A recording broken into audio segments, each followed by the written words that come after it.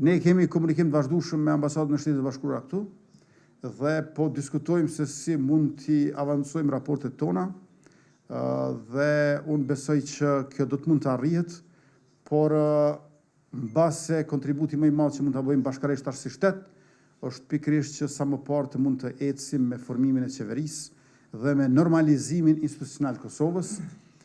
Kemi pas një 4 vjeçar fantastik sa i përket stabilitetit institucional. Në Kosovë jo vetëm do thosha që nga shpallja e pavarësisë, po që nga çlirimi nuk ka pas një kështu stabilitet institucional sikurse 2021-2025. Viti 2025 ka pasur ngërçe dhe sa më parë që dalim prej këtyre, unë besoj që edhe gjëra tjera si puna e dialogu strategjik do të mund të avancohen. Unë kam pasur takime dhe kam synuar takime vetëm me Lidhjen Demokratike të Kosovës dhe me Nismën Social-Demokrate. Kam besuar që me udhëheqjen e re të LDK-s ne mund të bëjmë një koalicion. Kryetari i ri i LDK-s në vitin 2021 është uruar prej meje, kur e kam marrë detyrën e kam uruar, ai ka qenë ministri imi, dhe unë kam besuar që mund të bashkëpunojmë. Në anën tjetër, partia që ka kryetar zotri Limajn është Nisma Social-Demokrate. Ajo doli nga grupi me AK-n dhe me këta të dy kam synuar. Nuk kam synuar takime me subjekte tjera, por tash në politik, përveç mos pajtimeve, janë edhe çudit. Unë nuk po e kuptoj saktësisht Lidhjen Demokratike të Kosovës, t'ju them sinqerisht. Nuk duan qeveri që udhëheqet nga lëvizja vetëvendosje dhe nga unë. Nuk duan ta formojnë qeverinë e tyre me partitë të tjera opozitare, por insistojnë disa zgjedhje të reja ku përsëri do ta përsërisin atë sloganin që ne dalim të parët. Por nuk dalim të parët. Domethënë, është një çike çuditshme për mua kjo sjellje. O bë koalicion si i treti me të parin, o bë koalicion me dytin kundër të parit, ama diçka duhet bësh. E tash kjo ka shkuar shumë larg. Një herë kisha përshtypjen që me të vërtetë ndoshta kanë me mua personalisht.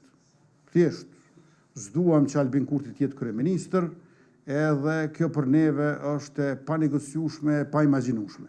Mirë, po kur po e shohim tash para balotazhit, ata janë kundër edhe liderëve lokal të LDK-s që po duan të bashkëpunojnë me vetëvendosjen. Mirë, Albin Kurti nuk bën për kryeministër të Republikës. Po pse nuk bën Sulejman Meholli për kryetar të VShtR-s? Domethënë, tash po na del që nuk është problemi vetëm me mua. Problemi është komplet me fituesin e zgjedhjeve që i ka marrë afër 400.000 vota. E tash, unë nuk jam penduar që kam provuar me këto dy subjekte të bëj koalicion qeverisë, sepse tjetër çka nuk mendoj që është mirë për shtetin, nuk është as i përshtatshme për neve, por po them edhe një herë, përveç mos pajtimeve, kemi edhe sjellje të çuditshme të cilat nuk dim edhe me tamam si t'i kuptojmë. Dhe krejt në fund është çështja e rritjes së numrit të ministrive. Unë besoj që do të rritej efikasiteti në bazë të përvojës që kemi.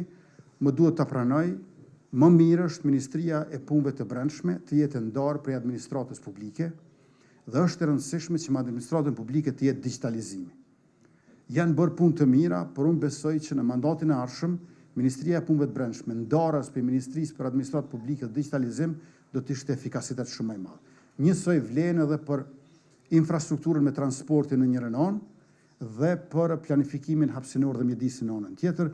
Gjithashtu vlen edhe për Ministrinë e Financave, ku familja dhe mirëqenia sociale, përkatësisht transferet, është më mirë të jenë të ndara prej Ministrisë e Financave, e cila është një ministri gjigande, shumë e madhe, por besoj që nëse do të ndaheshin në dy ministri, ku në njërin anë ta kishim Hekuran Muratin, e në anën tjetër Andin Hotin, gjërat do të shkonin edhe më mirë në fazën e ardhshme, ku natyrisht dimensioni social i qeverisjes sonë do të forcohej. Ne jemi qeveria e parë e cila rritjen ekonomike nuk e ka mbajtur për shtet, po me krejt çfarë ka ditur e mundur është kujdesu që ta shpërndajë në shoqëri.